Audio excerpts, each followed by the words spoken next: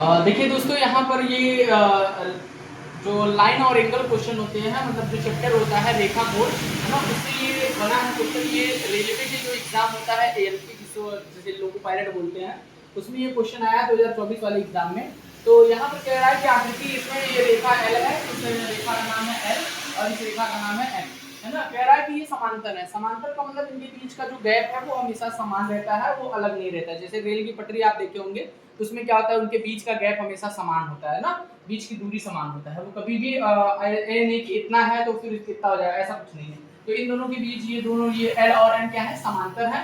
कह रहा है अगर ये समांतर है तो x + 2y का मान कितना है।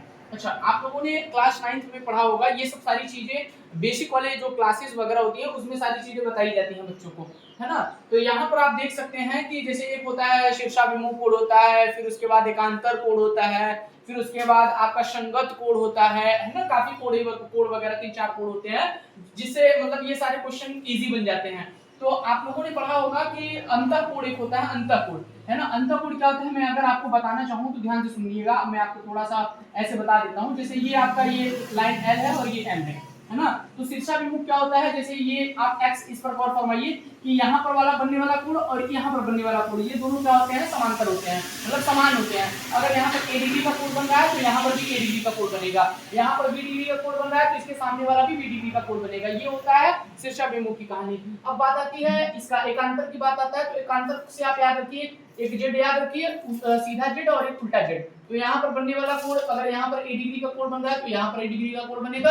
अगर यहाँ पर बी डिग्री का कोण बन रहा है तो यहाँ पर बी डिग्री का कोण बनेगा। ये कांसेप्ट होता है एकांतर का, और ये होता है शीर्षाभिमुख। अंतःकोण क्या होता है, जैसे अंतःकोण का मतलब कि अंदर ही कोण बनता है, बाहर नहीं बनता। जैसे ये आपका ये लाइन हो गया, जैसे मैंने यहाँ पर दिया है ना, तो ये वाला जो लाइन, ये वाला कोण हो गया, ये वाला कोण हो गया। इन दोनों का जो सम होगा मेरे भाई, सम जो होगा ना, वो कितना होगा, 180 होगा। कितना होगा, 180 डिग्री, 180 डिग्री होगा।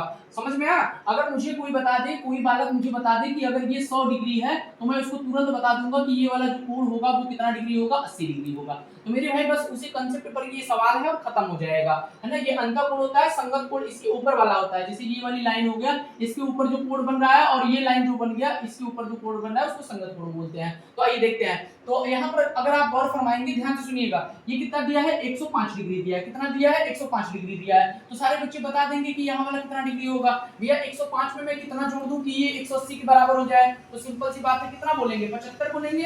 बताइए, 5 इसमें दे देंगे, 10 हो जाएगा, 75 हो जाएगा आराम से, ये 75 डिग्री हो जाएगा। चलिए, इतनी बातें तो समझ में आ गई। यानी कि यहाँ पर बेसिकली जो बोला था मेरे भाई कि यहाँ पर x दिया था। देखिए यहाँ पर क्या दिया था, x दिया था, और यहाँ पर जो दिया था ये दिया था y डिग्री, है ना। तो आपसे x + 2y का मान पूछा था। देखिए अगर ये 105 डिग्री है तो ये तो आपने बता दिया कि 75 डिग्री कैसे। अंतःकोण जो नियम होता है कि दोनों कोणों का जो सम होता है, अंतःकोणों का जो दोनों योग होता है, यानी कि x + y जो होता है वो कितना होता है, 180 डिग्री होता है। तो y इसका तो मान आपको मतलब ये समझिए कि एक का मान तो पता है, तो दूसरे का मान आराम से बता लेंगे कि 180 में से 105 को घटाकर 75 डिग्री आ जाएगा। अब बात करते हैं यहाँ पर मेरे भाई शीर्षाभिमुख नियम लगाएंगे। अगर ये 60 डिग्री है तो ये भी 60 डिग्री होगा। अगर ये 60 डिग्री है, आपको पता होना चाहिए कि अगर ये पता चल गया तो ये तो आराम से पता चल जाएगा, क्योंकि भैया दोनों का सम जो होता है वो कितना होता है, 180 डिग्री। अगर मैं इनको सॉल्व करूं तो 60 + y बराबर 180 डिग्री, और मेरे भाई कितना आ जाएगा, 120 डिग्री, है ना। तो आपसे पूछा क्या था, x + 2y का मान ज्ञात करिए। तो x + 2y का मान कितना निकालेंगे, तो कहते हैं x का मान जनाब कितना आया है, 75 डिग्री आया है।